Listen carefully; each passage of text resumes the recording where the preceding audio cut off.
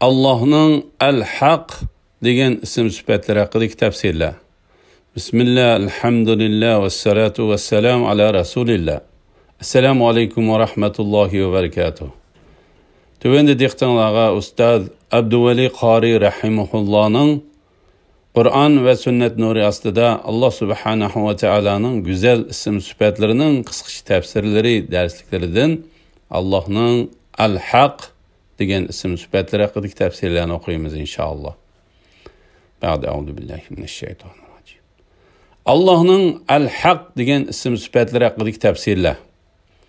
Allohning bu ism sifatlari Qur'onda 10 yerda tilga ilingan. Ya'ni Sura Nur 25-oyatida tarjimasi shu kunda Alloh ularga to'liq tegishli jazosini berdi. Ular Allohning oshkora haq ekanligini bildi. Al-Haq. Dunyodagi hamma haqiqat komil suratda tepilgan emas. Faqat Alloh subhanahu va taolo komil, mutlaq haq bo'lgan zot demakdir. Olamdagi narsalarning yoritilishida mutlaq haqqa muhtoj. Olamdagi narsalarning hammasini Alloh subhanahu va taolo o'z qudrati bilan yaratdi. Bu yaratilgan narsalar Alloh tarafidan berilgan haqdir. Bular o'zidagi haqiqatni o'z ichiga elishda Alloh subhanahu va taologa muhtoj. Shuning uchun bu mavjudotlardagi haqiqatni o'rganish mutlaq haq bo'lgan zotni tanishga elib bordi. Alloh subhanahu va taolo Qur'oni Karimda Sura Fussilat 53-oyatida tarjimasi ularga biz toki ularga Qur'onning haq ekanligi aniq bo'lguncha osmon zamin atrofidagi va o'zlaridagi qudratimizga dalolat qiladigan alomatlarni ko'rsatib turamiz. Rabbingning hamma narsani ko'rib turadiganligi sening rostligingning dalili bo'lishqa ularga kifoya emasmi? Mana bu oyat shuni bildirdiki, Ba'da a'udhu billahi minashshaytonirrojim. Ma xalaqallohu zalika illa bil haqq. Tarjimasi Alloh ularni bekor yaratgani yo'q, balki buyuk hikmat va zo'r manfaat uchun yaratdi. Sura Yunus 5-oyat. Ana mutlaq haq egisi Alloh subhanahu va taolodir. Mavjudatdagi haq Alloh subhanahu va taolo tarafidan yaratilgan haqiqatdir. Batil nima? Batil bu odamlar seg'inayotgan butlar, haykallar bo'lib, bularning hech qaysisi haqiqatni o'z ichiga olgan emas.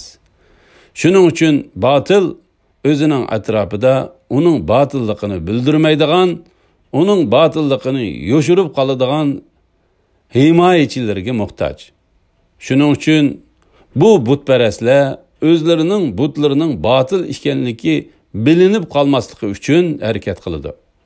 Lekin uni himoya qilguvchilarining chetga chiqishi bilan uningda hech qanday bir haqiqatning yo'qligi o'ttirg'i chiqadi.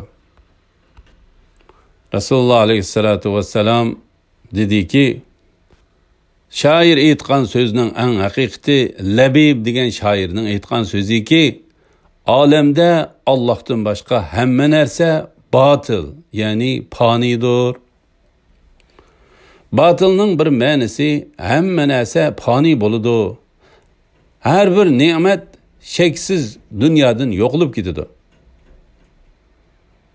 Shuning uchun dunyodagi hamma narsani mutlaq haq deb tushunmasligimiz kerak.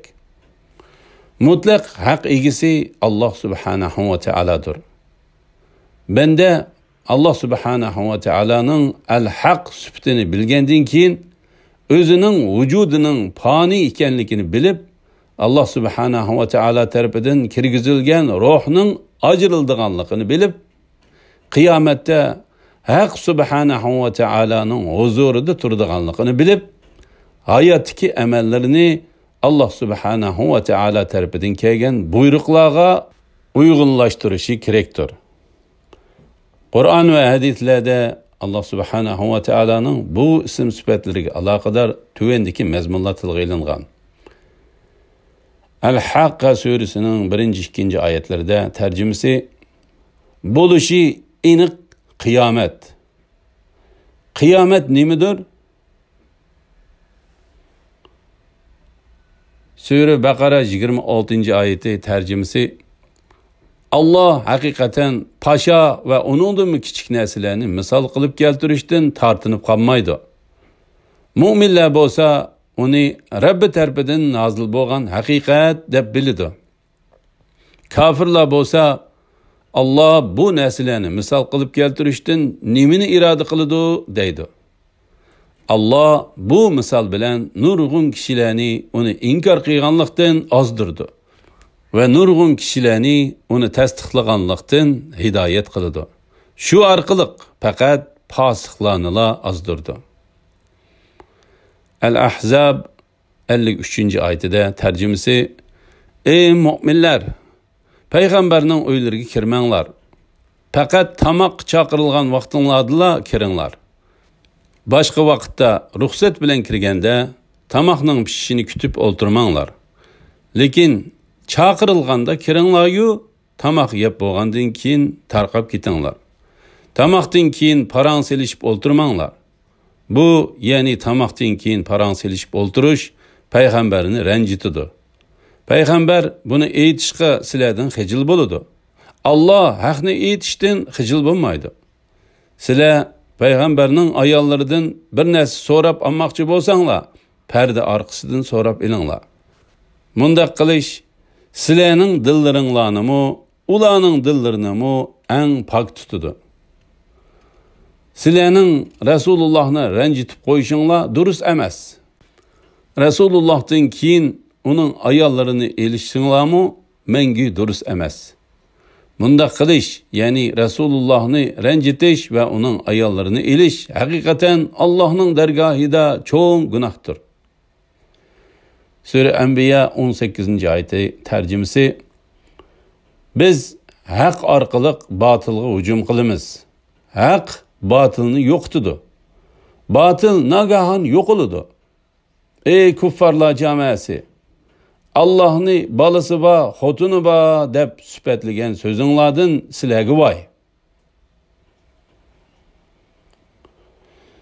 Sura Yunus 32-oyatida tarjimasi: Yuqorqidek çoğ işlarni qilg'ichi.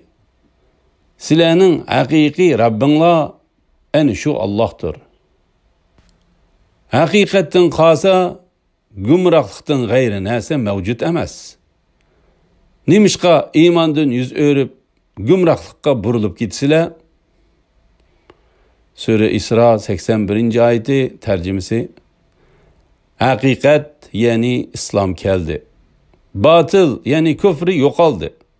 Batil haqiqatan o'ngay yo'qoladi degan.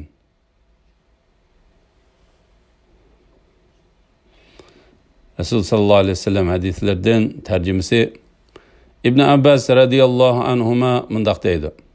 Payg'ambar sallallohu alayhi vasallam kechasi tahajjud namozi uchun turganda mundaq duo qiladi. Ey Alloh, barliq hamd sana xosdir. Sen bo'lsang osmon, zamin va u ikkisidagi barliq mahluqotni idora qilguvchi zotdirsan. Ey Alloh, barliq hamd sana xosdir. Sen bo'lsang osmon, zamin va u ikkisidagi barliq mahluqotlarning egisidirsan. Ey Alloh, barliq hamd sana xosdir. Sen bo'lsang osmon, zamin va u ikkisidagi barliq mahluqotlarning nuridirsan. Ey Alloh, barliq hamd sana xosdir. Sen bo'lsang osmon va zaminning podshohidirsan. Ey Alloh, barliq hamd sana xosdir. Sen haqdirsan. Sening va'dalaring haqdir. Sen bilan uchrashish haqdir. Sening so'zlaring haqdir. Cennet haqdir, do'zax haqdir. Barliq payg'ambarlar haqdir. Muhammad alayhissalatu vesselam haqdir ve kıyamet haqdir. Ey Allah, sana boysundum, sana işendim, sana tevekkül kıldım, bir sanalı qaytdım. Haqni inkar qilganlar bilan sen manga bergan dalil pakitga tayinib turib mujadala qildim. Aramızda seni hükümran kıldım. İlgiri, keyin ve yoşurun aşkara ötkizgen günahlarımni mağfiret qilgaysan. Sen xalagan kişini taatinge muvaffaqiyat qilsan. Xalagan kişini taatingdan mahrum qilsan. Senden başka ibadetke layık hiç ilah yoktur. Bukhari 1120. hadis. Elhamdülillah. Yuqorida Allah subhanahu ve Taala'nın el-haq degan sübtining tafsirini anladinglar. Kelar qitimda Allah subhanahu ve Taala'nın el-vakil degan ism sübtlari haqidagi tafsirlarni anglaysizlar inshaalloh. Ve sallallahu ala Muhammad ve ala alihi ve sahbihi ve sellem. Esselamu aleyküm ve rahmetullahi ve berekatuhu.